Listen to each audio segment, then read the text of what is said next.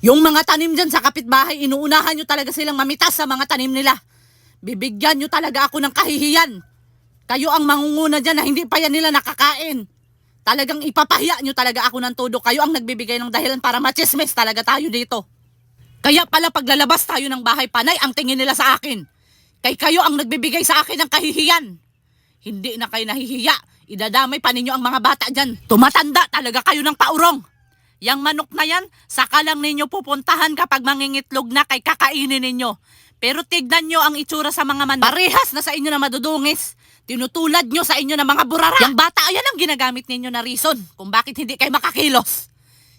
Na nagpapakalong palagi. Sino ba ang may kagagawan yan? Kay sinanay ninyo ang bata sa kalong. Yung mga kalat dyan, Lunes ko pa inuto, Sabado na ngayon palang gagawin. Yang manok na yan, kaya yan tumatakas. Kay nagugutom na, hindi ninyo pinapakain. Kayo nga, hindi kayo makakain ng umagahan para na kayong mga nanghihina. Yung mga manok buong araw bago pa makakain. Pasmado na yung manok, pinapakinabang.